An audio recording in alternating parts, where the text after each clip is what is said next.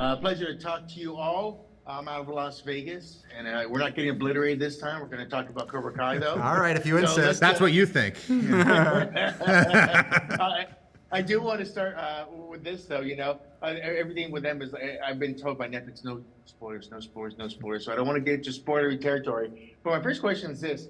Is there any spoilers from before that you can let us know now that people kind of forgot they were asking? Like the first season, they were asking this. You're like, we can't let you know. But is there anything you can let us know now from past seasons, some of those spoilers that kind of just went away because of writing or timing or shots that you can kind of give us some info on?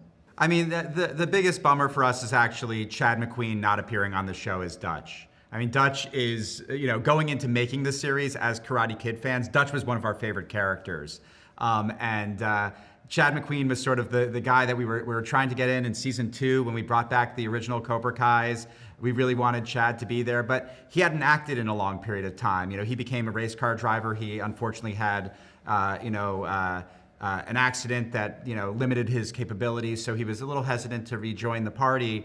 As time went on, it sounded like he was more interested in there. And we even, met with him and sat with him before filming season 6. We really wanted him to bring him onto the show, and he was excited about being on the show.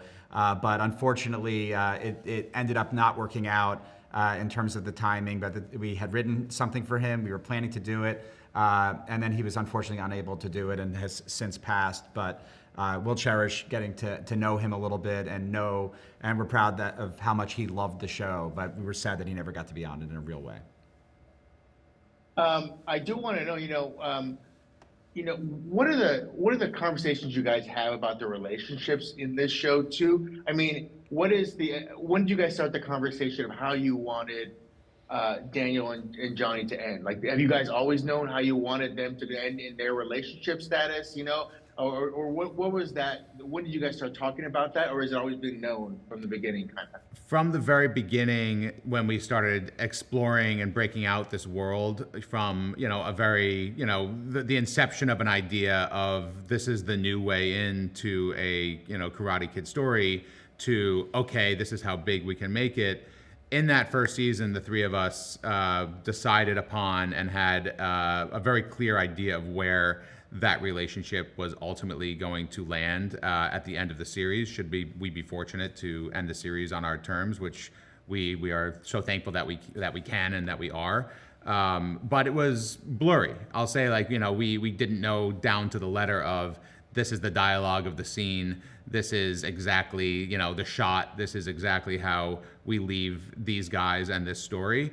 But we knew the gist of where it would be because, the branches of this series with as many characters and as many conflicts as we've brought in, you want to make sure that you honor all of those along the way and you don't just get tied to something that was, an idea. You want to give your mind the ability to expand upon that. So it's actually that idea has flourished more than we could have ever imagined. Now, as we get to the second part of the season, so I kind of want to know, when you guys think up, your villain introductions, or you have like other dojos or different things like that too, somehow, and I don't know why, maybe just because I grew up then, everything feels like 80s evil guy. Like, do you guys lean into that somehow? Like, what is that thing? What is that magic, ingredient to make it, this is 80s evil, and that's what we want? I think, we grew up as kids in the 80s in this era with big sequels like the Rocky movies. As you're following Rocky's story, he has new antagonists that seem like Mr. T looks even tougher and meaner than Apollo, and then you have Drago come in on an international stage, and we likewise have been like building the stakes of this karate soap opera that it's reached this global world tournament. And we felt like this is the opportunity in Rocky IV fashion to have your foreign, incredible martial arts fighters. And so, we have a little bit of that Drago, like 80s feel in this final season of Cobra Kai, where it's just like, oh my God, how are our kids gonna take on, this fighter? And it just comes from being fans of these 80s movies. It just kind of bleeds into the storytelling.